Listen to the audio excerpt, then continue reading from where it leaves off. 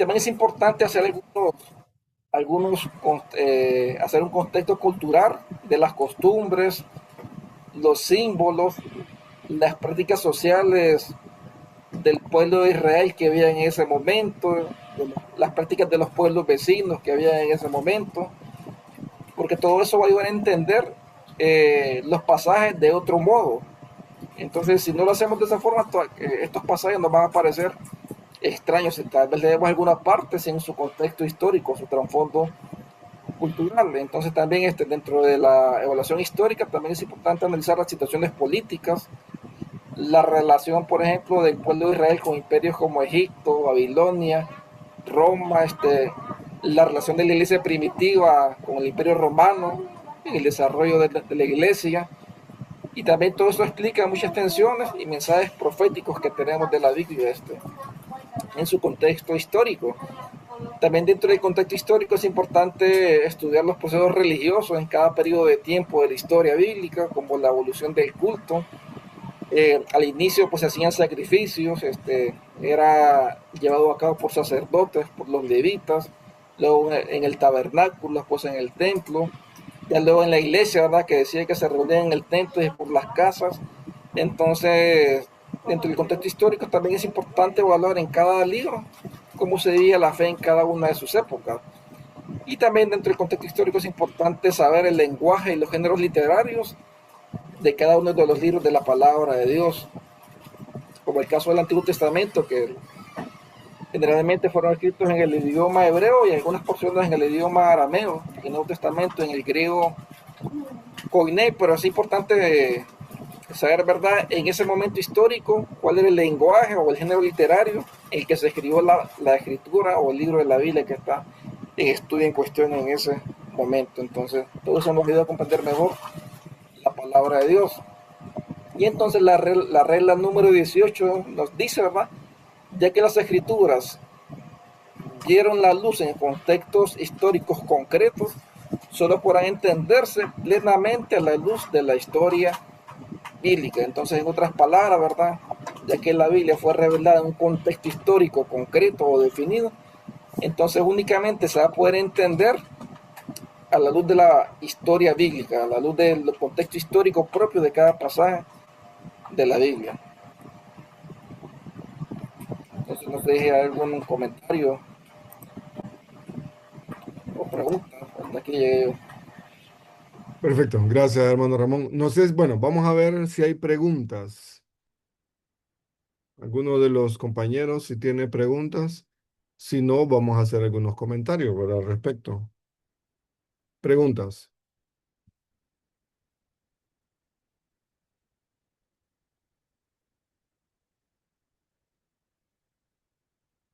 No.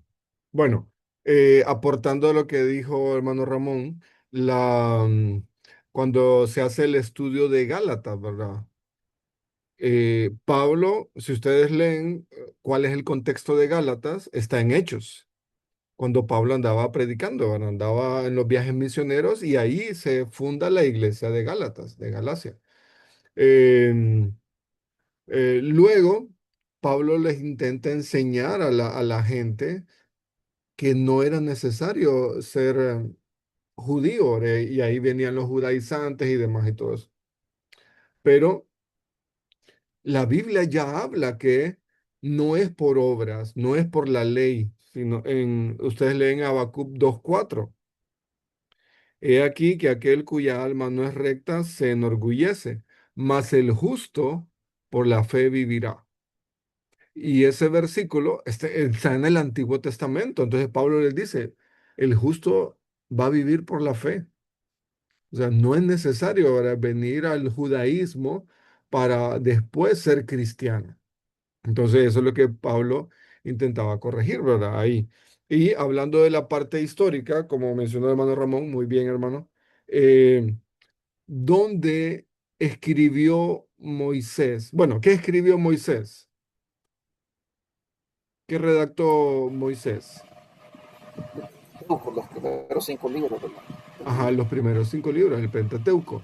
¿Dónde los escribió? En sus primeros 40 años, cuando él estuvo en la casa de Faraón.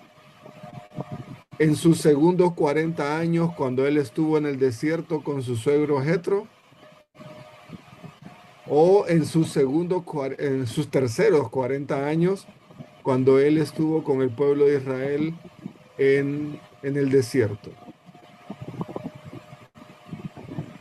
Yo ¿Dónde pienso, pastor, piensas? cuando estuvo con el pueblo de Israel en sus últimos 40 años. Algunos En sus dicen que fue últimos cuando 40 años. Así es. recibió una revelación en Sinaí, dicen algunos teólogos. Ajá.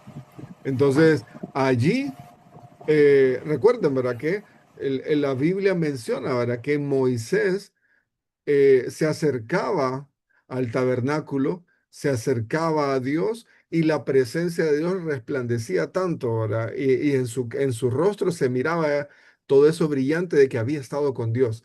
Entonces, ¿dónde, o sea, cómo Moisés recibió todo el relato de la creación? Bueno, estando con Dios. Estando con Dios. O sea, Dios le dijo, y le dijo, mira, ve, así fue la creación. Hay otras personas que dicen, sí, es que todo venía de la tradición y entonces lo que hizo Moisés fue solo ordenarlo, pero sí, o sea, ¿quién tuvo cuidado de todo eso? Dios, ¿verdad? Dios tuvo cuidado de toda esa parte al dejar, ¿verdad? El relato bíblico de una forma que no, tal que no hubiera ni errores ni nada, ¿verdad? Entonces, eso hay que tenerlo bien en claro y eso es muy bueno ahora para el contexto histórico, cuándo, dónde fue escrito, cuándo fue escrito, ¿verdad? Eh, vemos algunos salmos de David, ¿verdad? David los iba escribiendo cuando iba huyendo, Salmo 3. Unos salmos lo escribe cuando estaba en la cueva, ¿verdad? Con toda la gente alrededor que eran los que estaban siendo, bueno, los que no tenían buen, buen récord, ¿verdad? Todos los que estaban ahí. Entonces, ese salmo, el hermano Ramón lo mencionó, ¿verdad? Son diferentes tipos de relato y todo, entonces hay que tomarlo así, con ese contexto histórico, esos libros, ¿verdad? ¿Dónde se escribió el libro de Apocalipsis? ¿Quién lo escribió? Eso lo sabemos, ¿verdad? Entonces, esas partes también tenemos que analizarlo eh, y decir, ¿verdad? Ah, era en este contexto, lo escribieron aquí cuando estaban en tal lugar. Entonces, creo que el hermano Ramón lo quiere decir, ¿verdad? ¿Quién lo escribió y a dónde lo escribió? Apocalipsis. Que lo hablan en la isla de Patmos. Correcto. En cautiverio, estaba en una cárcel y la cárcel es estar en una isla desierta y listo. Entonces ¿verdad? El apóstol Juan recibió, ¿verdad? Esa revelación de parte de Dios y de Jesús. Entonces, eso tiene que también abrirnos a nosotros la mente para decir, ah, no tenía comodidades, no tenía un lápiz, una pluma ahí que voy a encender la luz de noche para redactar y todo. No, ¿verdad? Era en otro contexto. Em, y aquí el hermano mencionó, ¿verdad? Acerca de Pedro. Pedro, recuerden, ¿verdad? A los discípulos se les trataba como eh, ellos que no tienen educación y son del vulgo, o sea, son del populacho, son personas normales, ¿verdad? Sí, ¿cómo pueden tener estas palabras, ¿verdad? Bueno, imagínense, tenía una profesión, Pedro, pero no es que había sido estudiado, ¿verdad? Entonces, ¿quién le ayudó a Pedro a escribir sus cartas? ¿Saben eso? Bueno, ¿quién escribió el libro de Marcos? ¿O qué discípulo estuvo a cargo de esa parte del libro de Marcos? Dice que fue Pedro quien le dictó, digamos, prácticamente el Evangelio de Correcto, Marcos. sí, fue Pedro, ¿verdad? Y hay un gran conflicto después ahí entre los teólogos, no vamos a hacer eso nosotros, pero dice, ah, es que tuvo que haber un evangelio X. y ese evangelio X es el que no tenemos y de ahí todos los evangelios sacan la mayoría de su redacción. Pero nosotros creemos, ¿verdad? ¿No? Pedro iba a la casa de Juan Marcos, entonces tenían bastante relación, y entonces Juan Marcos iba redactando lo que Pedro le estaba diciendo, ¿verdad? Y eh, ¿por qué? Porque tenía que, los primeros libros, cuando se fueron redactando del Nuevo Testamento, tenía que haber un discípulo que estuviera a cargo. Entonces ahí donde entra Pedro, ¿verdad? Y ahí la iglesia reconoce el libro de Marcos y dice, sí, perdón. Ajá. Bueno, hermano mencionaba algo acerca de los sacrificios, ¿verdad? ¿Por qué hoy no se ofrecen sacrificios? ¿Por qué la iglesia cristiana no ofrece sacrificios? ¿Por qué creen ustedes?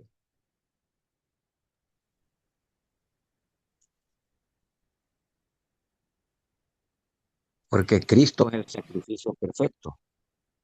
Correcto, Cristo ya murió una sola vez y ya no necesitamos más sacrificio.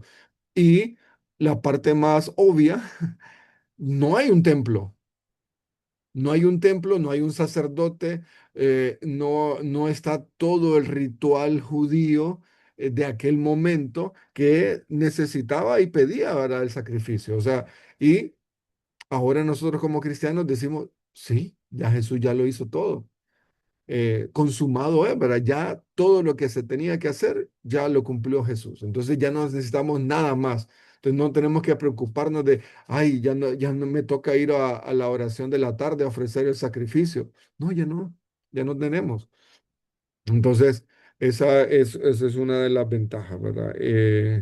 Y todo eso va cambiando por el contexto en que fue redactado, a quién se fue redactado y toda la parte histórica, ¿verdad? Entonces, esa parte histórica le explicó muy bien el hermano Ramón. Y ahí tenemos que tenerla en cuenta nosotros también, investigar un poco, ¿verdad? Investigar un poco. Em, a mí me tocó justo el domingo predicar acerca de Romanos, ¿verdad? Me tocó leer todo el libro de Romanos, cuál era el contexto del libro de Romanos, em, por qué, a quién, cuál es el objetivo, desde dónde se escribió y todo lo demás, cuándo lo escribió Pablo y todo. Entonces, pero eso me añade a mí una base y cuando lo transmito también, ¿verdad?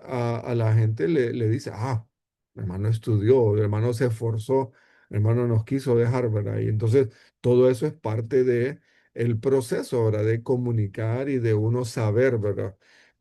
Todo eso. Entonces, muy bien, excelente, hermano. Hay que tener en cuenta el tema de la historia, ¿verdad? Cuando estamos, nos encontramos con un libro, ¿verdad? Muy bien. Ahora pasa entonces el hermano José, ¿verdad? Antes de que pase de hermano. También la historia es importante como el caso de Jonás, porque Jonás no quería predicar al pueblo de Nínive. No es que únicamente él no quería, no, porque había un motivo humanamente pues válido, ¿verdad? Todo lo que ellos habían hecho contra el pueblo de Israel, pues la historia nos podemos darnos cuenta de esos detalles de por qué Jonás no quería ir a predicar a Nínive. Y así es, ¿verdad? ¿Qué es lo que hacían los ninivitas? Le arrancaban la piel a la gente que ellos habían conquistado, le arrancaban la piel y era su trofeo. Le cortaban la cabeza a la gente que ellos conquistaban y la ponían en el muro para que nadie los fuera a molestar. Entonces ofrecían sus hijos en una estatua hirviendo y tiraban a sus hijos, ¿verdad? A esa estatua. Entonces Jonás dijo, ellos no merecen acerca de Dios. Yo sé que Dios los va a perdonar si ellos confían en Dios, entonces no merecen esa. Entonces, sí, ¿verdad? Tenemos que saber toda esa parte de qué tan malos eran los ninivitas y el por qué Jonás decidió, ¿verdad? No merecen ellos, ¿verdad? Pero nos enseña a nosotros ahora la otra parte, ¿verdad? La misericordia de Dios, o sea, el amor de Dios que está para todo, ¿verdad? Y ahí podemos seguir explicando un poquito más, ¿verdad? O sea, mm, cómo entender cuando un borracho ha matado un hijo del pastor y el pastor va y ora por el borracho y le predica el evangelio a ese borracho. He escuchado, ¿verdad? Historias así, y conozco dos personas que han pasado por eso y uno dice, no merece nada, no merece ni que le prediquen nada, merece que vaya a la cárcel y ya, ¿verdad?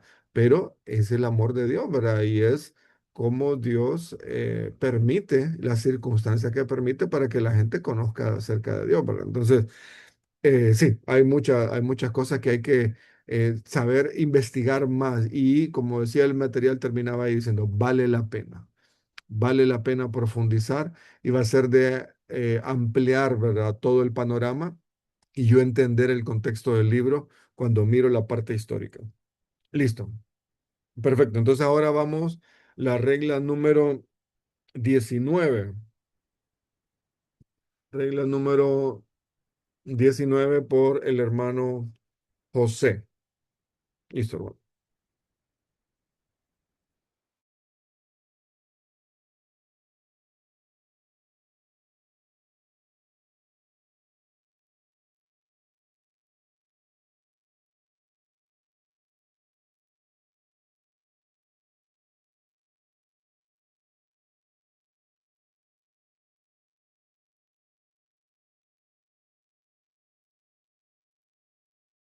Bien, hermano, que el Señor me le bendiga.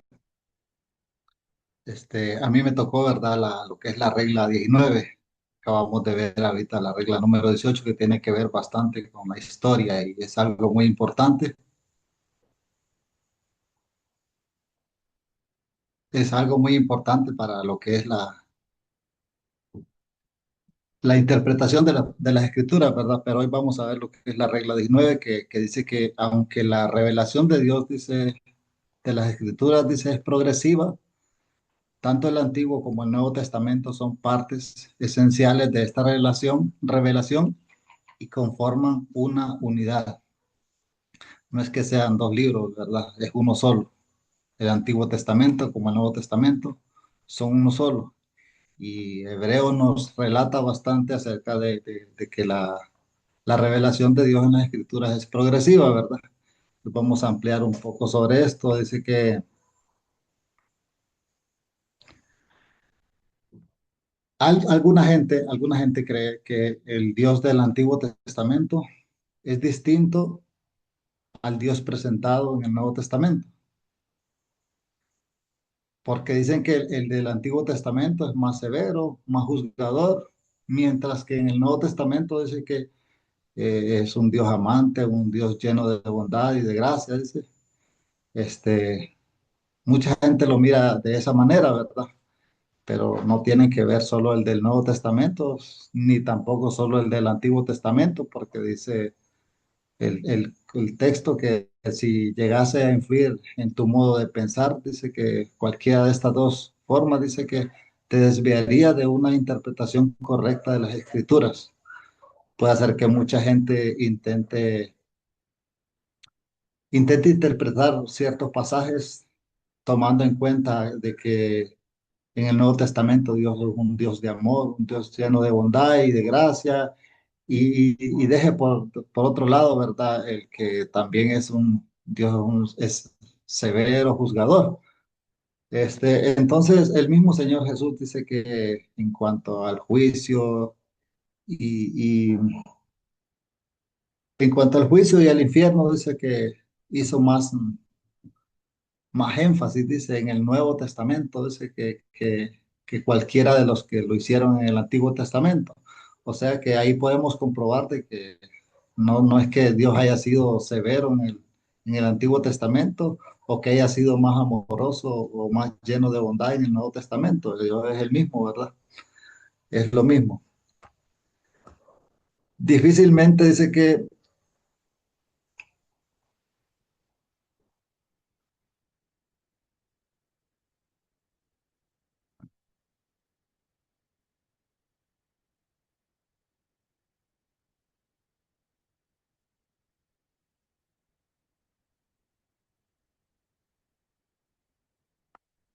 difícilmente dice que entenderíamos de qué está hablando el Nuevo Testamento, dice, si en verdad no estamos familiarizados con el Nuevo Testamento.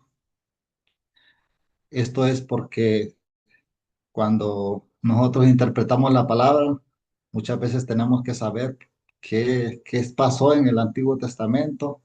Como decía el hermano, ¿verdad? La historia es bien importante en el Antiguo Testamento como en el Nuevo Testamento y tenemos que estar bien familiarizados con los dos, ¿verdad? Con el Antiguo, con el Nuevo Testamento para poder interpretar de una manera correcta. Dice que Jesús daba por sentado de que los oyentes conocían la historia de cómo las serpientes mordían a los israelitas, dice, por sus murmuraciones contra Dios y cómo eran librados, dice, al mirar la serpiente de bronce colocada en alto sobre el palo que había colocado Moisés. Dice que al referirse a esto, a este suceso, dijo, y como Moisés levantó la serpiente en el desierto, sí, así es necesario que el Hijo del Hombre también sea levantado, dice que decía el Señor Jesús, haciendo referencia a que en el Antiguo Testamento había sucedido algo similar.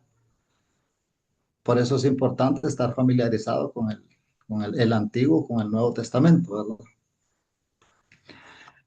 Este, Sacándonos de ese punto de vista, también hay otro punto de vista, ¿verdad? De que el Nuevo Testamento se constituye un comentario sobre el Antiguo Testamento.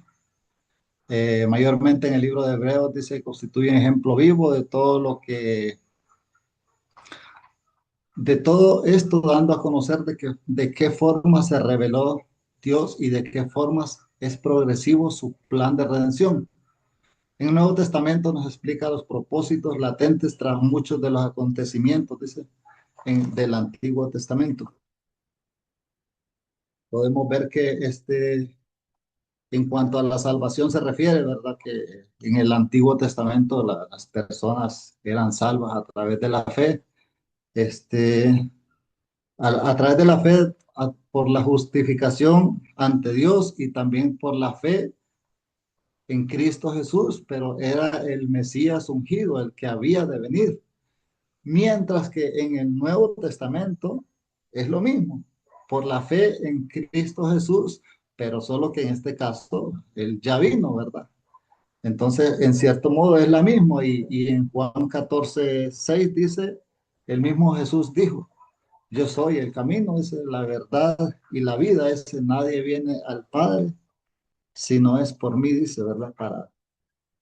Para, para cumplir esto, dice, porque antes tenían que para la salvación y todo eso le ponían mucho misterio, ¿verdad? De hecho, había muchos rituales, había que mataban corderos y esas cosas, ¿verdad? Y ahora Cristo ya murió por esos rituales, ¿verdad? Él es el ritual más grande que pudo haber sido y la salvación es a través de Él únicamente, por la fe en Él, ¿verdad?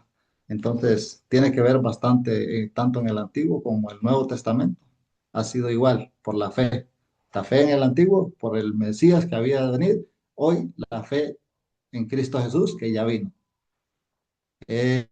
La unidad de la Escritura se manifiesta también en las frecuentes citas del Antiguo Testamento, en el Nuevo, el libro de Mateo hace referencia bastante sobre esto, ¿verdad? Que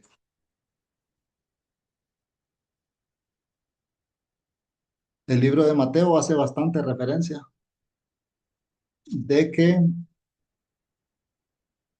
Jesús era el cumplimiento de las profecías, dice, y lo mencionó, él menciona en el libro de San Mateo, lo menciona unas 70 referencias, dice, del Antiguo Testamento para explicar que Jesús es el cumplimiento de todas las profecías. A lo largo dice que de toda la historia necesitamos a Cristo como nuestro Redentor y que todos los creyentes son renacidos por el Espíritu Santo y que todos recibirán la misma herencia en los cielos. Dios usó diferentes medios para comunicar dichas verdades, ¿verdad? Dice en el Antiguo Testamento, por ejemplo, una de las señales y sellos de la relación del pacto era la observancia de la Pascua y el comer del Cordero Pascual. En el Nuevo Testamento, la Cena del Señor cumplía esa función, pero las verdades que encierran estos actos son de aplicación en ambos testamentos,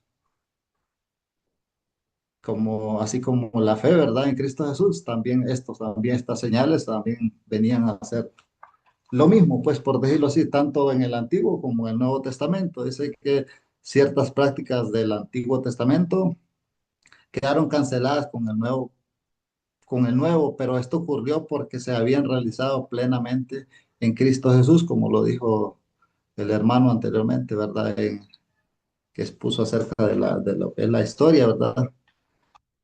Y así, ¿verdad? Como les dije ya ratitos que esta gente sacrificaba corderos y todo eso, pero en Hebreos también nos dice que la sangre de los toros y los machos cabríos no puede quitar los pecados, entonces solamente Cristo los puede quitar, ¿verdad? Y los quitó, perdón, no es que los puede quitar, los quitó. Entonces, vemos, ¿verdad? Que hay, por mucho que queramos nosotros entender de que el Antiguo Testamento es uno, de que el Nuevo Testamento es otro, de que en el Antiguo Testamento Dios era severo, de que en el Nuevo Testamento es más amoroso, al fin y al cabo ha sido lo mismo, ¿verdad? El carácter de Dios dice que se nos revela en el Antiguo Testamento, ese no fue cambiado por medio de algún proceso de evolución moral, dice. Y dice que su santidad constituye parte inmutable y esencial de su naturaleza. Dice que habían quienes argumentaban, dice, en favor, basándose en la ley del divorcio, de la ley del divorcio de Moisés, dice, preguntándole por qué pues mandó Moisés, dice, a dar cartas del divorcio. Dice, y el mismo Señor Jesús le respondió, dice, por la dureza de vuestros corazones, por la dureza de vuestro corazón, dice, Moisés les permitió repudiar a vuestras mujeres, dice, más al principio no fue así.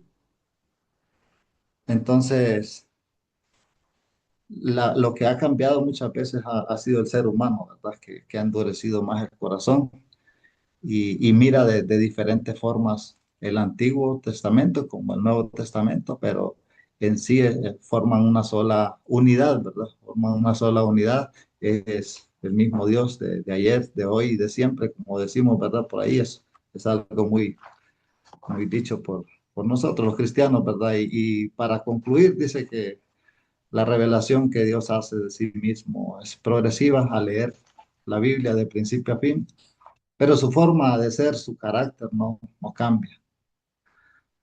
A medida que vamos leyendo la Biblia, a medida que la vamos estudiando, más diría yo más que todo, ¿verdad? Porque también he visto que muchas personas leen solo por leerla.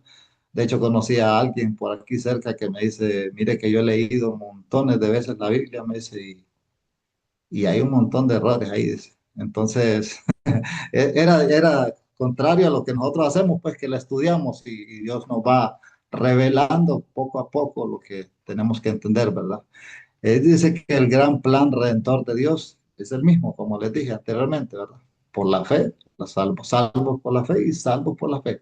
Salvos por la fe por el Mesías que había de venir, hoy salvos por la fe por Cristo Jesús, el cual ya vino, ¿verdad? Al estudiar la Biblia, ese podemos considerar que son dos partes de un mismo libro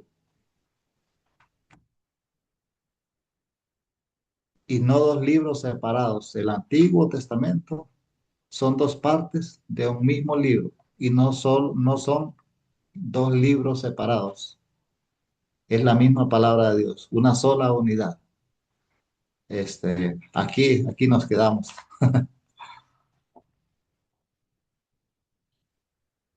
Excelente, hermano José, muy bien. Y este es el espíritu de la regla, ¿verdad? El hecho de saber, ay, ¿qué dice aquí? Espera que no sé, perdón. Ajá. Eh, la regla, la regla dice, ¿verdad? Que sí, aunque uno piensa que el Dios del Antiguo Testamento es diferente al Dios del Nuevo Testamento. Esa es la premisa con la que inició el libro. Entonces, ¿es diferente entonces ese pasaje o no? Eh, y nosotros podemos decir, ¿verdad? No, es el mismo Dios, ¿verdad? Dios no cambia. Pero, como, como menciona la regla, ¿verdad? Es progresiva la, eh, la Biblia, ¿verdad? ¿Por qué? Génesis 3:15, ¿qué está apuntando? ¿Alguien lo puede leer? Génesis 3:15. La primera profecía que se hace. Bueno, no sé si es la primera ahora, pero es mesiánica. Podemos dejarlo así, ¿verdad? ¿Qué dice Génesis 3:15?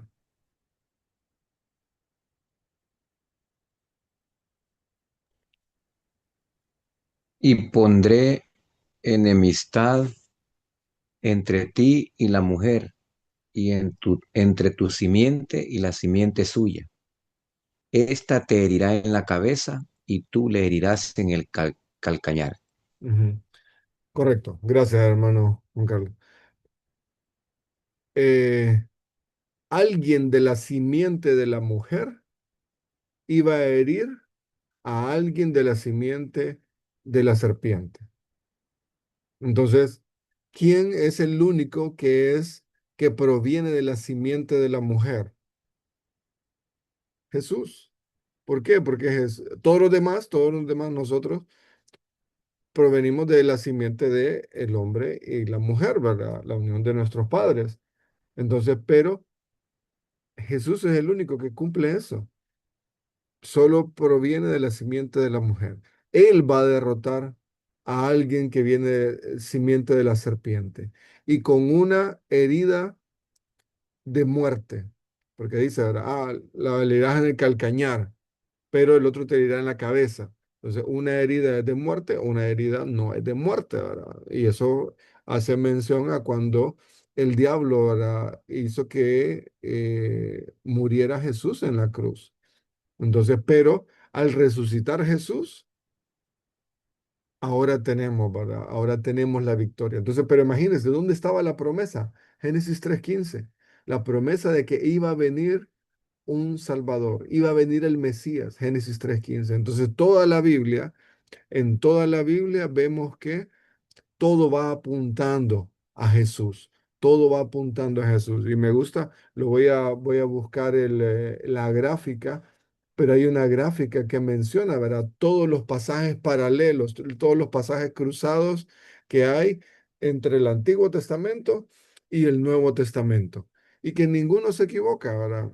Ninguno se equivoca. Entonces, hermano José, cuando él escuchó ese comentario de alguien que ha leído la Biblia y que encuentra errores, mi pregunta, bueno, mi comentario sería, hermano José, si tiene la confianza de hablar con esa persona, dígale, mire que yo estoy estudiando la Biblia con un grupo de hermanos y me gustaría saber cuáles son los errores que usted encontró.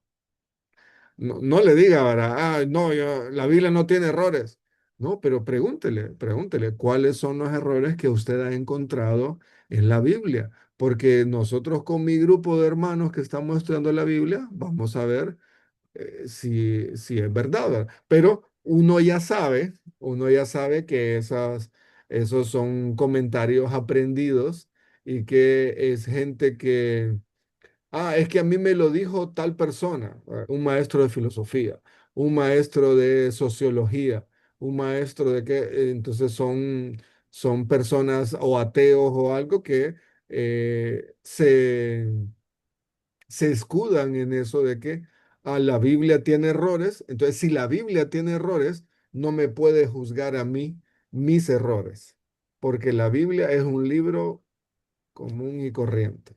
Pero nosotros sabemos, ¿verdad?, que la Biblia es la palabra de Dios para nosotros. Entonces, y que la Biblia, la palabra de Dios cambia la vida de las personas. Entonces, y como dice en hebreo, ¿verdad?, es cortante como espada de dos filos. Entonces, penetra. Entonces, todo eso me lleva a mí a decir, ¿verdad? Bueno, sí, la Biblia es un solo libro. No son dos libros, como mencionaba ahí hermano José en la exposición, no son dos libros separados individuales, sino que dos libros que se complementan, ¿no?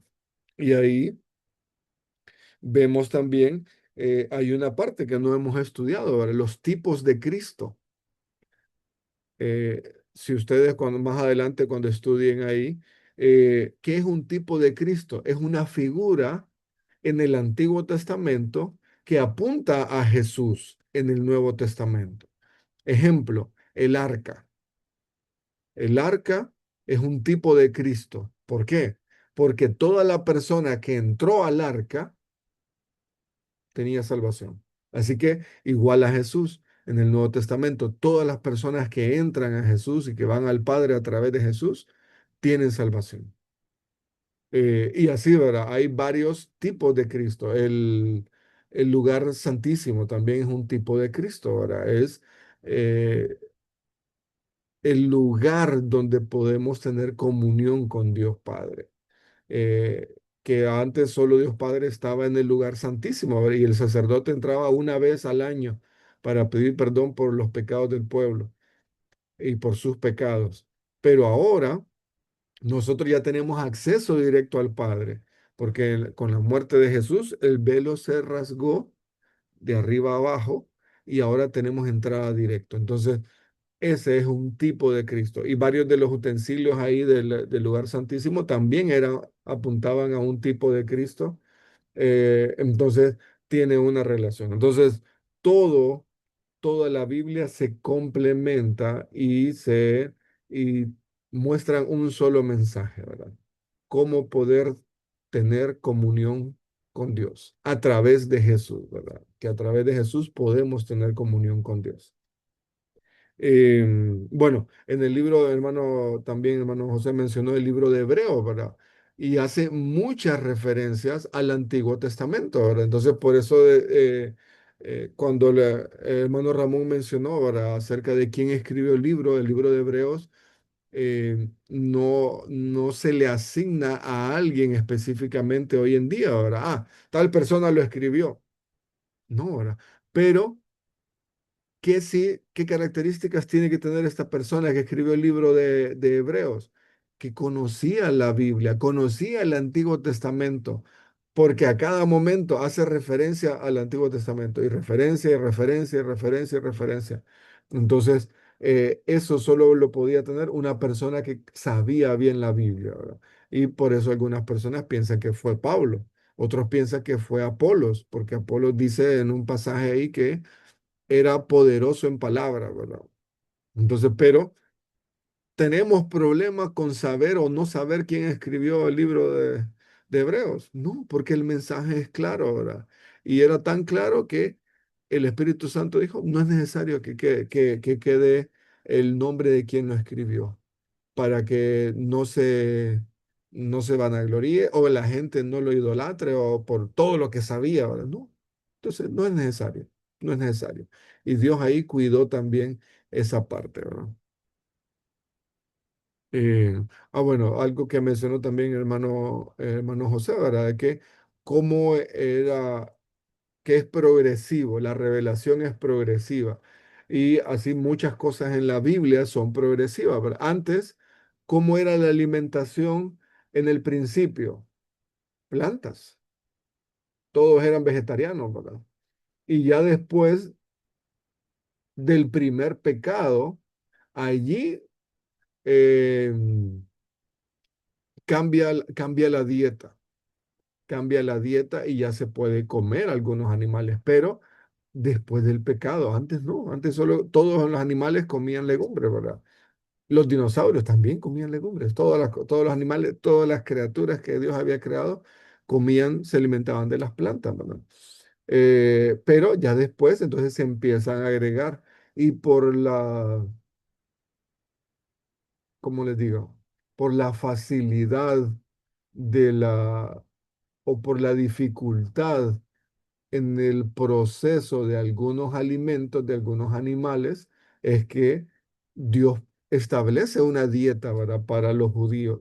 No, tal animal no lo vas a comer. ¿Por qué? Porque le hacía daño, ¿verdad? Si no se cocinaba bien, le hacía daño. y otros es porque acarrean muchas enfermedades también, ¿verdad? Entonces, eh, y eso Dios es el que cuida, ¿verdad?, a las personas también aún en esa área, ¿verdad? Entonces, por eso es que no nos comemos los murciélagos, ¿verdad? Aunque de ahí se vienen los virus después, ¿verdad? Pero no, ¿verdad? ¿Por qué? Porque Dios aún tiene cuidado de eso, ¿verdad? Y ahora, ya después viene una revelación en Hechos, no sé si es Hechos 10 o Hechos 19 con Cornelio, Hechos 10 creo que es. Hechos 10 que Dios le dice a Pedro, mata y come, porque lo que Dios creó no lo puede llamar inmundo. Obviamente es una referencia a que para el judío, para todas las personas no judías, eran considerados, tenían, eh, ellos eran bien discriminativos, si podemos usar la palabra, pero despectivos, perdón, eran bien despectivos ahí con las personas que no eran judías. Entonces, pero ahora ya todos somos iguales para Dios. Pablo lo menciona, ¿verdad? Ya no hay judío, ni griego, ni esclavo, ni libre, ni hombre, ni mujer. Para Dios todos somos iguales. Para Dios todos somos iguales. Entonces, esa es también una parte de la regla ahí de que hay una revelación que es progresiva, pero todo está en conjunto, ¿verdad? Y por eso tenemos que ver eso, porque no hay errores aparentes en la Biblia y que tal vez los errores que pudieran salir son errores de copia, pero no es errores de doctrina, ¿verdad? Sino que cómo se fue transcribiendo la Biblia, ¿verdad? Pero todo hoy en día, ¿verdad? Nosotros podemos tener acceso a la Biblia y podemos decir, no, no hay errores, errores así significativos que nos vayan a decir, ¿verdad? La Biblia está equivocada. No, no hay, no existe eso. Bueno, listo. ¿Otro comentario? Y vemos eso, ¿verdad? El Antiguo Testamento apunta a Cristo. El Antiguo Testamento apunta a que va a venir el Mesías, a que va a venir un Salvador. Y ya vino, ¿verdad? Y ya vino y cumplió las profecías de la primera venida. Pero hay también otras profecías por cumplir y Jesús las va a cumplir en la segunda venida. Así que estamos esperando esa parte, ¿verdad? Del rapto y después la segunda venida de Cristo. Listo. Entonces, Hermano, una díganlo. pregunta. Sí, Usted ya está afuera ya de la el resumen que se dio ahorita. Usted comentó que los humanos empezaron comiendo vegetales. ¿Dónde caben los cavernícolas que comían prácticamente carnes? sí. Mire que, ajá, es que aquí hay un detalle. ¿Qué es lo que enseña la ciencia? Miles de millones de años. Y empiezan a ver los cavernícolas. Y entonces, Ujú. ¿dónde está Adán y Eva? Allí. La pregunta del millón, ¿va? Sí, no encaja. Entonces, pero eso es lo que la ciencia intenta enseñar a todas las personas hoy en día de que el hombre primero era bruto o imagínense, descendía de un animal y se fue, pasaron miles de millones de años hasta que vinieron los neandertales y ahí empezaron ellos a emitir sonidos y todo, pero ¿qué es lo que enseña Dios? Dios creó a Adán y Eva, tenían la capacidad del lenguaje. Entonces, ¿cómo? eh, si no hubiera, es que aquí es la parte que la ciencia no lo logra descifrar, ¿verdad? ¿Cómo pasó una molécula, un átomo, a un ser perfecto con un cerebro, un ser que puede dar vida a otra persona, en el caso de la mujer? Entonces, cómo pasamos de un animal a un humano, ¿verdad? Y habiendo tanta complejidad, ¿verdad? Y no solamente yendo hacia la persona y el organismo humano, sino que también a todo el universo. Entonces, eso la ciencia no lo puede explicar de cuándo fue el momento, ¿verdad? Entonces, ¿qué tienen que hacer ellos? Inventar y creer que las cosas sucedieron de otra forma, de otra forma. Entonces, ahí empiezan a meter eso. Pero, ¿qué es lo que dice la Biblia? Que en el principio, em, con Adán y Eva, ellos fueron los primeros, ¿verdad? Bueno, hermano mencionó acerca del divorcio, creo que y dice, no, en el principio, varón y hembra los creó y listo. Entonces, no es que había algo más, no es que había una raza diferente, no es que había otras cosas, no. Al principio los creó, varón y hembra los creó y listo. Entonces, eh, y esa la otra parte que no, la ciencia no lo logra explicar, ¿verdad? ¿Cómo se creó la mujer? Si había un hombre, un tal, pero no habla de la pareja. Entonces, que son diferentes, ¿verdad? Entonces, esa parte de la ciencia nosotros no la compartimos, ¿verdad? Sino que creemos que al principio Dios la creó, eh, Dios creó hombre y mujer y creó a Adán y Eva. ¿Y qué es lo que dice? Vamos a ver aquí. eh, de cobre. Vamos a ver. No, está. Vamos a ver. Ya les digo un pasaje. No. Ya.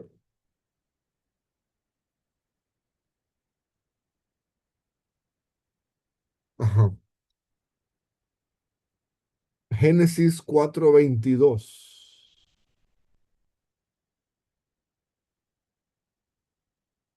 Génesis 4:22. Vamos a ver.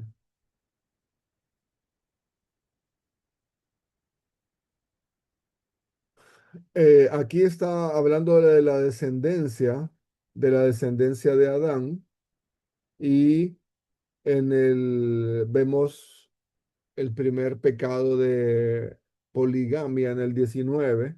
Lamec tomó para sí dos mujeres, y dice, y de una de las mujeres en el 20, y Ada dio a luz a Jabal, el cual fue el padre de todos los que habitan en tiendas y crían ganados. Vamos bien, ¿verdad? En el 21 dice, y el nombre de su hermano fue Jubal, el cual fue padre de todos los que tocan arpa y flauta, instrumentos de música. ¿Cuándo? Ahí después de la creación, ¿verdad? Han pasado mucho tiempo, sí, porque ya viene casi Noé, entonces han pasado ahí unos no sé cuántos serían, pero creo que unos un poquito más de 1000 años, ¿verdad? Sí. Em, Les voy a traer bien el dato después porque cuando estudiamos el Antiguo Testamento, no sé si fue con Antiguo Testamento o con Génesis, yo les hago que hagan la línea de tiempo, ¿verdad? Y cuando Noé murió, o sea, perdón, el año que Noé nació, ese año había muerto Matusalén, y pocos años antes de Matusalén, de que muriera Matusalén, había muerto Adán. Entonces, Adán vivió 9 generaciones, conoció hasta más de la novena generación, y en aquel momento toda la transmisión de la tradición era oral, ¿verdad? Todo se transmitía así de forma verbal, hablado. Entonces, pero hay algo en el versículo 21, dice, y el nombre de su hermano, el nombre de Jabal, que era el de instrumentos musicales, era Jubal. Y Jubal fue el padre de todos los que, perdón, el 22. Y Sila dio, o sea, la otra esposa de Lamec, dio a luz a Tubal Caín, artífice de toda obra de bronce y de hierro. Y aquí hay una parte, ¿verdad? Esta bronce y hierro, la ciencia lo toma como dos eras totalmente diferentes. Eh, Primero fue el bronce y después fue el hierro mucho, mucho tiempo después. Entonces, ¿pero qué dice la Biblia? Uno de ellos era el que manejaba esas dos cosas. Entonces, ¿cómo lo podemos explicar? No, o sea, en la Biblia está y ellos tenían inteligencia tal que podían manejar el bronce y el hierro.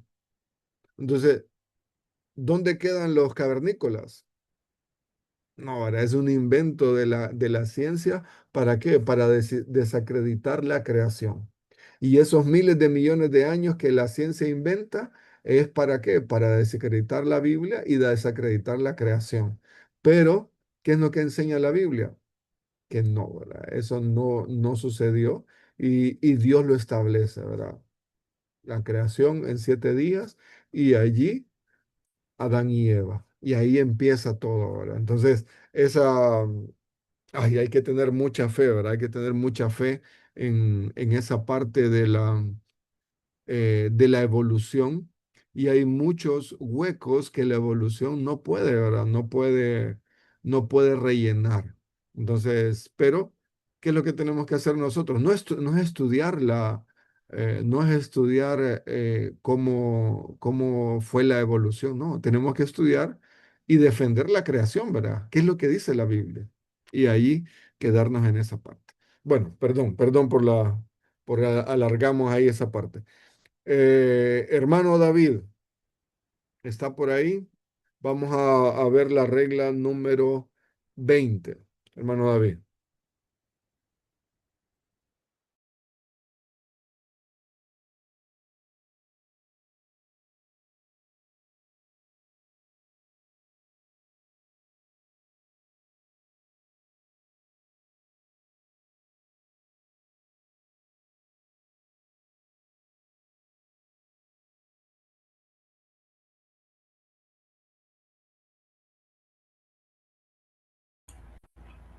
Sí, es que, espérame. Sí, solo quiero que me ayude aquí para compartir, hermano. Ah,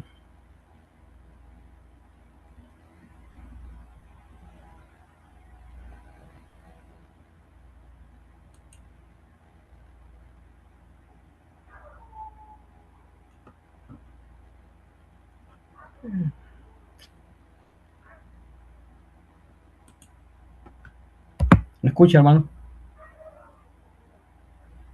Sí, es que tengo una dificultad aquí para compartir, fíjese, no sé. Oh, Si su computadora, hermano, está en inglés, share es compartir. pero ahí mismo donde estamos todos en la clase, compartir. Correcto, aquí. Sí, ahí Ajá, de ahí. tiene que darle clic ahí y después buscar la ventana donde está abierta la presentación. La Ah, presentación, ya. usted tiene que tenerla abierta ahí. Y ahí abajo le da otra vez share o que compartir. Ahí. Ahí está compartiendo. Excelente, hermano, Ah, ya. excelente, muy bien, súper. Ok. Ok, bueno, me toca la regla 20, hermanos, y reglas gramaticales. Una pequeña introducción ahí. Dice, la palabra Biblia viene del griego Biblia, que significa libros, ¿verdad? Es un conjunto de libros, se le conoce como canon bíblico, escrita en el idioma hebreo, arameo y el griego. Por lo tanto, es de suma importancia al estudiar las Sagradas Escrituras, conocer los tipos de literatura o géneros literarios en que fue escrita la Biblia, como por ejemplo encontramos la narrativa, la poesía, las cartas, epístolas, evangelios, profecía.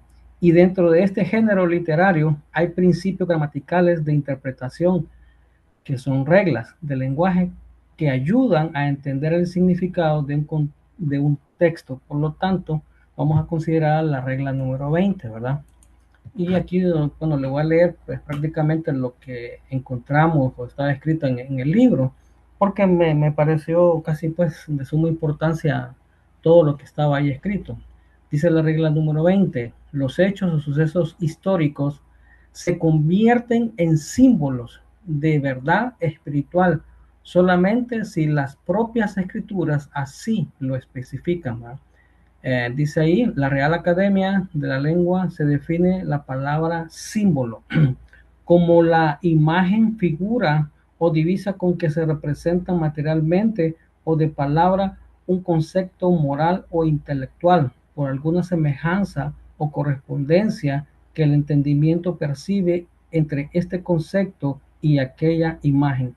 Bueno, eso es lo que la Real Academia define lo que significa símbolo, ¿verdad? Sigue ahí, dice, aunque hay matices de significado que diferencian a las palabras de símbolo, tipo, alegoría, simil y metáfora, entre sí tiene lo bastante en común como para que las tomemos aquí abajo en un solo concepto. En una observación dice que la presente regla se aplica a todas ellas, ya que se usan con frecuencia como presentación visible de algo visible. Qué interesante esto, ¿va? O sea, nos da una idea de lo que pues es el símbolo, ¿verdad? De lo visible a lo algo invisible. Ahora, dice aquí algunos significados. El significado del símbolo explica que lo que representa una verdad, o sea, algo simbólico. Por ejemplo, usted mira ahí en Mateo 26 dice, mientras comía, tomó Jesús el pan y bendijo y lo partió y dio a sus discípulos y dijo, tomad, comer, que esto es mi cuerpo, ¿verdad? Entonces el pan pues simbolizaba el cuerpo de Cristo. Luego tenemos otro, ¿verdad? En cuanto al significado de tipo. Este tipo de literatura conecta con Cristo. En San Juan 6:35 dice, yo soy el pan de vida. Normalmente pues usa este lenguaje, ¿verdad? De tipo de lenguaje que conecta con Cristo. El otro significado es de alegoría.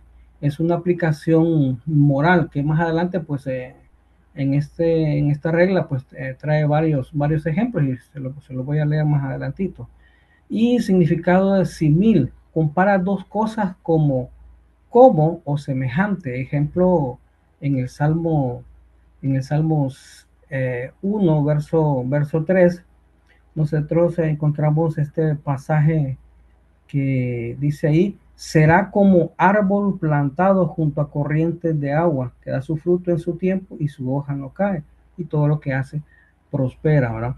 Entonces, este es el significado simil, ya que compara una cosa con una cosa como, ¿verdad? Como, o semejante, en este caso, como será como árbol plantado, ¿verdad?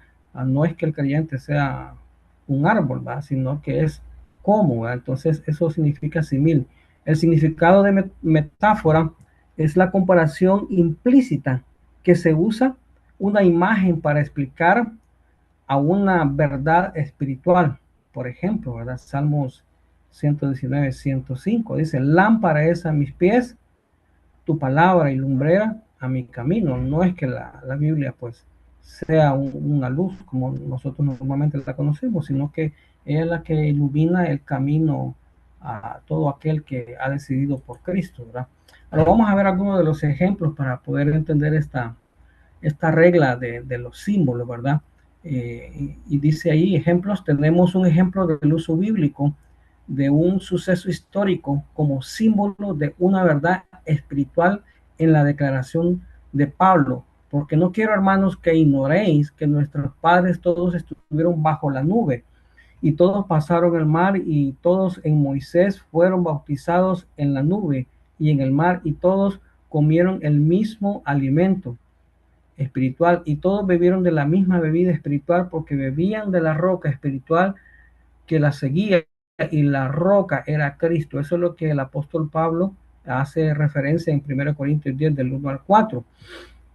Y es algo muy interesante porque dice que el paso de Israel por el Mar Rojo en Éxodo 14:22 simboliza su bautismo. La roca de la cual bebió Israel en Números 20:11 era un tipo de Cristo.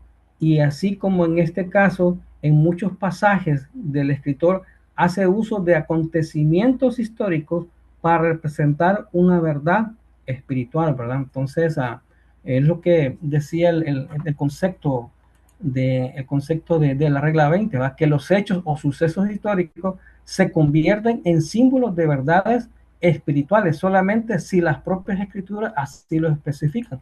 Y en este caso, pues el apóstol Pablo hace referencia a lo que sucedió, este hecho histórico con el pueblo de Israel cuando cruzó el mar, ¿verdad? Y que bebió pues del agua, ¿verdad? De la roca que era Cristo. Entonces eso significaba, fue un hecho real, pero en sí tenía un símbolo de su bautismo, ¿verdad? Y que la roca en el cual ellos bebieron agua era Cristo. Entonces es importante ver pues cómo el lenguaje aquí que tiene un significado de un símbolo, ¿verdad? Lo que representa. Sigo leyendo, dice, pero llevar este tipo de aplicación más allá de lo que indica Pablo sería desvirtuar el significado literal del pasaje. Decir que el mar rojo, por ejemplo, simbolizaba la sangre expiatoria de Cristo que nos ofrece un camino seguro hasta Canaán celestial sería interpretar incorrectamente el pasaje en Corintio. La misma regla es de aplicación a las alegorías.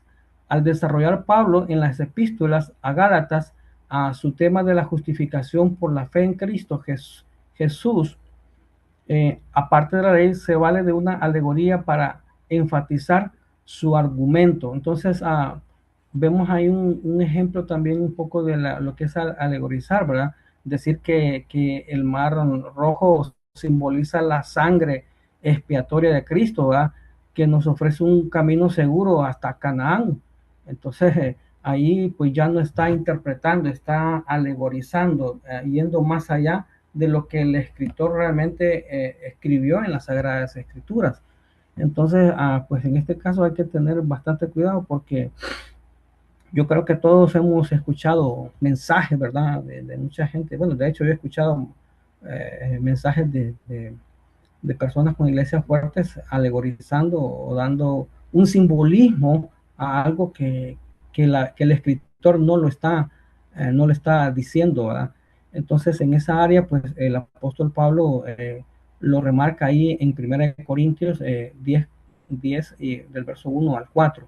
Sigo leyendo. No solamente alegoriza a Sara Agar, ambas dieron hijo a Abraham, sino que nos dice que lo está haciendo, porque está escrito que Abraham tuvo dos hijos, uno de la esclava, el otro de la libre, pero de la esclava nació la carne, más de la libre por la promesa, la cual también es una alegoría, es una forma de querer interpretar incorrectamente. Otro ejemplo de alegorización, pues estas mujeres son los dos pactos, uno proviene del monte Sinaí, el cual da hija para, para esclavitud, y esta es de Agar en Gálatas 24, 22 y 24. Pablo elabora esta interpretación del Antiguo Testamento bajo la inspiración del Espíritu Santo, ¿verdad? Y comenta ahí que lo hacía en tanto por razones específicas, pero si hace una referencia aquí, pero si tú te habitúas a alegorizar hechos históricos, estarías desvirtuando la interpretación literal de la Biblia y alterando los propósitos del autor. Entonces ahí pues nosotros debemos de tener el sumo cuidado pues de no interpretar porque lo que vamos a hacer es desvirtuar la correcta interpretación por el cual el escritor, ¿verdad? Usó el propósito para poder escribir y comunicar lo que él realmente quería comunicar al pueblo. El objetivo del estudio bíblico, dice, es comprender el significado que tuvo en mente el escritor. Es algo muy importante aquí, ¿verdad?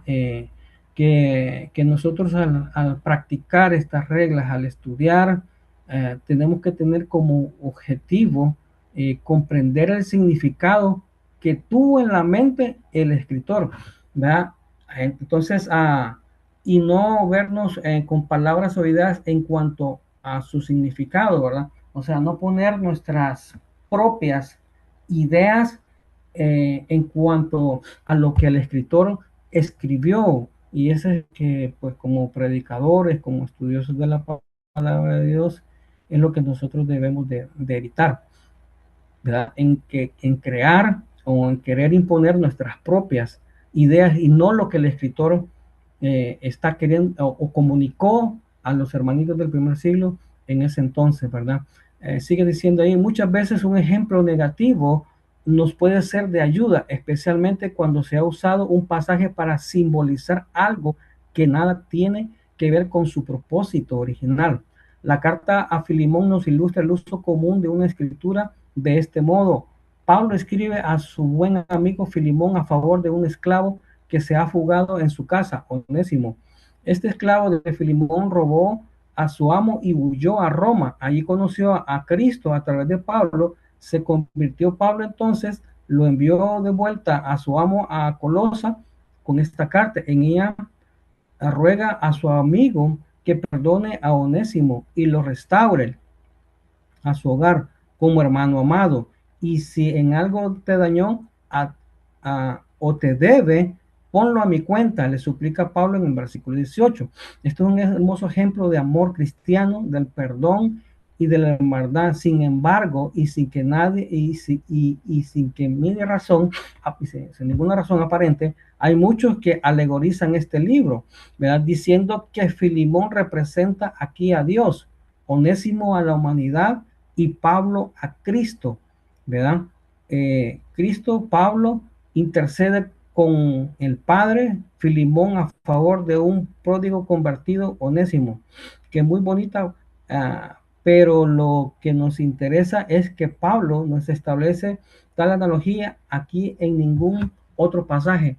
Tampoco debes hacer tú este tipo de alegorización, ¿verdad? Nos pide este otro ejemplo donde vemos aquí lo que es una alegorización, atribuirle un significado donde no lo tiene, sino que el mensaje que está transmitiendo este pasaje, pues es del perdón, ¿verdad? De amor y cómo esta persona, pues Onésimo, realmente él pudo ser cambiado y transformado por la palabra del Señor, pero no como lo describe aquí en una alegorización, dándole a un atributo a, a algo que no tiene significado, ¿verdad?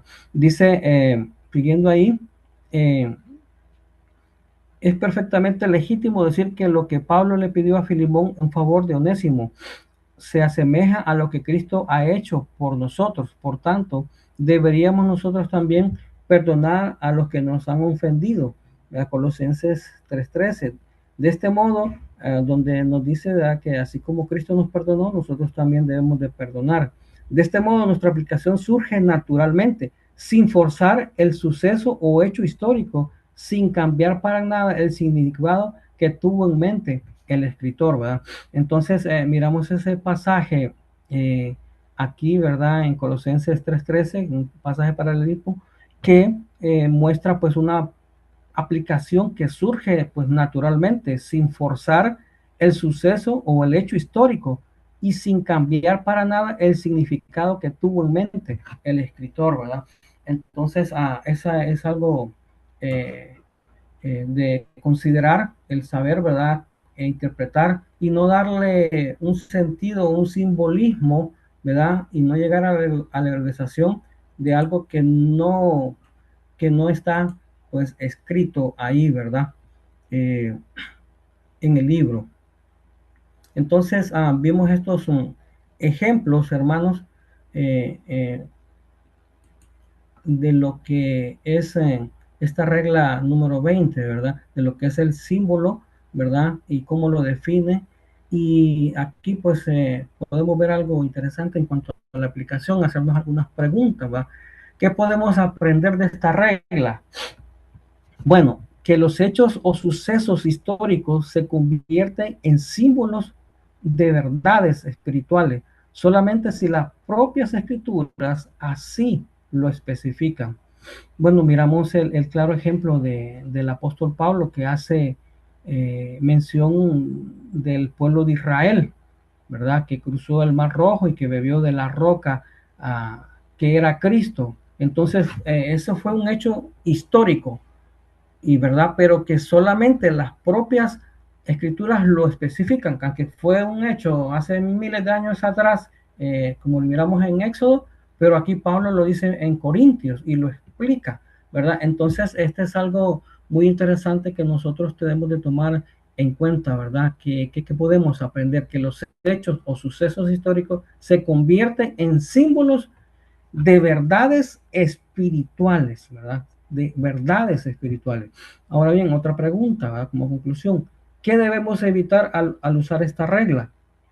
Bueno, debemos tener el sumo cuidado a darle un sentido del que no está comunicando el escritor, de su idea principal del pasaje, lo cual como resultado tendremos una mala interpretación y una mala aplicación del pasaje, ¿verdad? Vuelvo y repito, ¿qué debemos evitar al usar esta regla? Bueno, debemos tener el sumo cuidado de darle un sentido del que no se está comunicando el escritor de su idea principal del pasaje, lo cual como resultado tendremos una mala interpretación y una mala aplicación del pasaje. ¿Qué otra cosa debemos de evitar?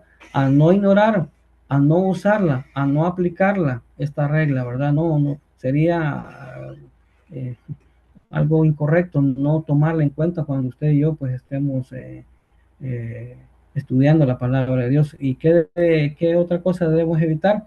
Pues debemos evitar nuestras propias ideas o interpretaciones o alegorizaciones. ¿Verdad? Eso debemos de evitarlo. Ahora, ¿cuál es el desafío del usar esta regla? Bueno, aquí el desafío, hermano, es conocer y familiarizarnos con la simbología escrita en la Biblia, ¿verdad? Si no conocemos algo, no lo entendemos, pues hay que buscar recursos, ¿verdad? Herramientas que nos ayuden a aclarar aquellas dudas para poder nosotros poder entender qué es lo que el escritor mm, quiso comunicar en su momento, ¿verdad? ¿Qué concepto moral e intelectual representa aquella imagen? Ahora, debemos tener otro desafío al usar esta regla, hermano, es que tenemos que tener claro que hay un objetivo y es comprender el significado que tuvo en mente el escritor. Y aquí es una lucha, ¿verdad? Para los que, bueno, los que predicamos, ¿verdad? Porque a veces nosotros queremos eh, tener nuestra propia conclusión, nuestra propia idea, ¿verdad? Y a veces metemos idea exégesis y no exégesis, ¿verdad? Entonces aquí creo que es la lucha de todo predicador, ¿verdad? Que el desafío realmente es comprender el significado que tuvo en mente el escritor. Y el otro desafío, hermanos, es mantenernos fiel al texto y a la aplicación correcta de esta regla. Así que, bueno, eso era lo que quería, pues, compartirlos en esta noche. Solamente, hermanito. Dios les bendiga. Excelente, hermano David, muy bien. Eh, y esta regla es muy bonita, ¿verdad? Porque muchos de los pastores hoy en día o de los predicadores famosos de mega iglesias utilizan esto, alegorizar, darle eh, una verdad espiritual a cosas o a situaciones bíblicas, ¿verdad? Ejemplo, el Valle de Ela. ¿Qué sucedió en el Valle de Ela? Fue la batalla de David contra Goliat. Pero si yo le asigno al Valle de Ela una verdad espiritual, ¿qué estoy haciendo? Estoy alegorizando, porque no hay ninguna verdad espiritual que se asigne específicamente a esa hora. Bueno, ¿qué va a suceder en el Valle de Armagedón? Esa es otra cosa totalmente diferente, ¿verdad? Porque en el Valle de Armagedón es donde se van a reunir todas las naciones para pelear, ¿verdad? Contra el anticristo, contra Jesús. Entonces, ahí es totalmente diferente, ¿verdad? Va a haber una guerra, va a haber una situación, pero yo no tengo que ir a asignarle, ¿verdad? Asignarle a, eh, asignarle verdades espirituales a algo que no lo tiene. Y este es complemento de lo hermano David lo mencionó, ¿verdad? Sí, hay cosas que sí tienen verdades espirituales y la Biblia lo va a decir. Entonces, que el hecho de la Pascua sí tiene una verdad espiritual. ¿Por qué? Porque lo apunta la Biblia a Jesús. Entonces, que Jesús es el Cordero Pascual, ¿verdad? Jesús es el Cordero de Dios que quita el pecado del mundo. Y algo que no mencionamos con el hermano José, ¿verdad? Que antes, en el Antiguo Testamento, el pecado solamente era cubierto con la sangre, ¿verdad? Pero cuando vemos en el libro en el Nuevo Testamento, con Jesús, la sangre de Cristo es la que quita el pecado del mundo.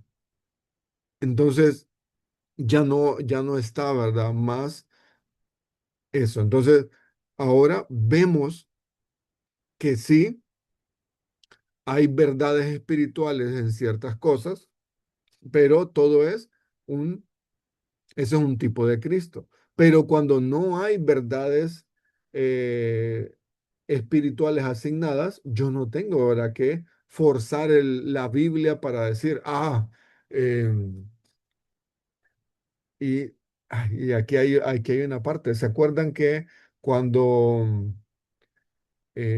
cuando David fue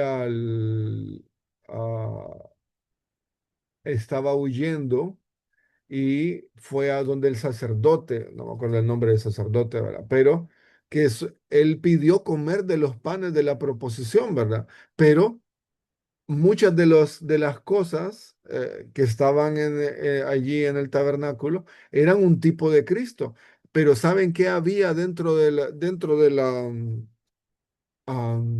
ya después cuando David recuperó el arca, dentro del arca estaba una espada, la espada de David. Estaba también con la que David derrotó a Goliat. Después estaba la vara de Aarón. Estaba también el maná adentro. Sí, y eran cosas que Dios había establecido.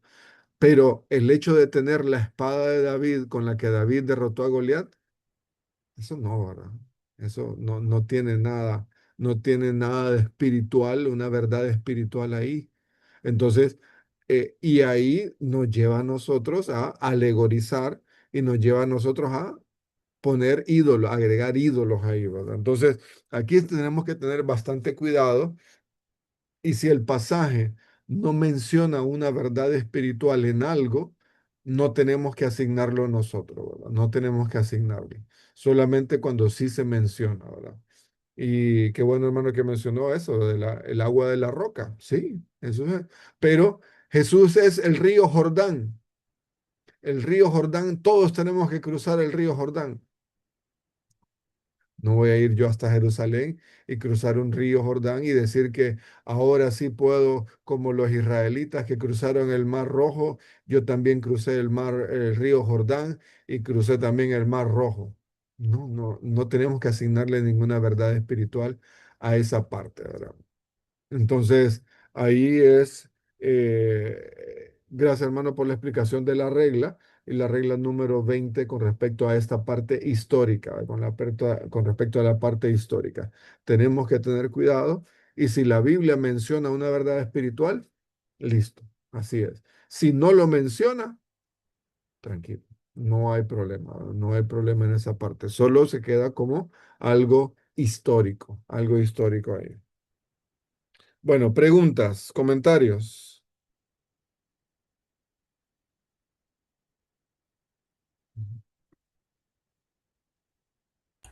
Sí, eso de alegorizar o decir dichos, ¿verdad? Yo he escuchado gente va que le gusta invadir tierra, ¿va?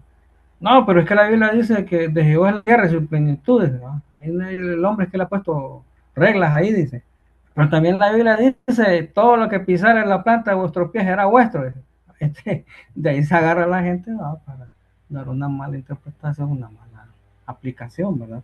Vi que yo escuchaba a este español el otro día, un comentario ahí, me llamó mucho la atención que él decía, ¿verdad? Que la gente también aprovecha, y creo que hasta nosotros más, la sangre de Cristo lo cubra, dice. Y a veces va a un viaje de placentero, dice, y sale, que la sangre de Cristo los cubra, los proteja, dice, o se va hacia una zona de peligro, que la sangre de Cristo lo cubra. Pero él hacía la pregunta, ¿verdad? ¿Para qué se usó la sangre de Cristo? La única función que tiene la sangre de Cristo es para quitar el pecado, ¿verdad? Del hombre, nada más. Y la gente, ¿verdad? Lo malinterpreta y le da una aplicación incorrecta, ¿verdad? Entonces, eh, hay que tener bastante cuidado, ¿verdad? Porque normalmente, pues yo siempre escucho esas grandes mega iglesias y sí he escuchado muchas alegorizaciones dándole un significado a algo que no lo tiene, ¿verdad? A algo que no lo tiene y es ahí donde, pues, solo recuerdo lo que dice Apocalipsis, para que te quitare, ¿verdad? Le quitará también su parte en el libro de la vida, o que añadiere algo que no. Entonces, ahí que hay que tener, pues, cuidado en eso. Solamente comentar eso, ¿no?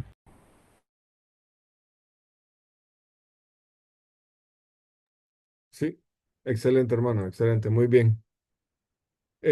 Bueno, vamos a parar aquí porque ya nos pasamos ahí de la hora. Entonces, la próxima clase vamos a tener que correr ahí, ¿verdad?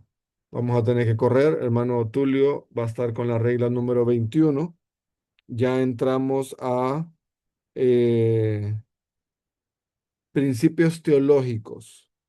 Principios teológicos de interpretación. ¿Es más complicado? Sí, son más difíciles, pero ahí hemos tenido bastante tiempo para irlo preparando. Así que cualquier cosa, hermanos, ahí la próxima clase vamos a ver 4 reglas. Así que conectémonos ahí tempranito y vamos a estar avanzando con estas últimas 4 reglas. Recuerden, si alguno de los hermanos que hoy pudo compartir quiere compartir en el chat su presentación, eso va a ser muy bueno para que nosotros vayamos, para que cada uno de los compañeros vaya sacando el resumen, ¿verdad? Entonces puede compartirlo ahí al chat grupal, su presentación, y así de esa forma los demás vamos sacando ahí el resumen para presentarlo, ¿verdad? Y si ya ustedes van sacando sus apuntes, también, ahí no hay problema, ¿verdad? Van a sus apuntes y los informes de las exposiciones los vamos a entregar el 10 de agosto. El 10 de agosto. eh, muy- Tengo que hablar con el pastor Rafael a ver cuándo finalizamos, si finalizamos la otra semana o finalizamos hasta el 10 de agosto, ¿verdad? Solo nos reunimos, vemos los informes y damos ahí la nota. Entonces, tengo que hablar con el pastor Rafael a ver cómo terminaría la clase. Pero perfecto, hermanos. Entonces nos vemos el próximo lunes, si Dios lo permite, y así terminamos con la clase de hermenéutica. Entonces, bueno, alguien que nos dirige en oración, alguien que nos dirige en oración, y así terminamos la clase de hoy.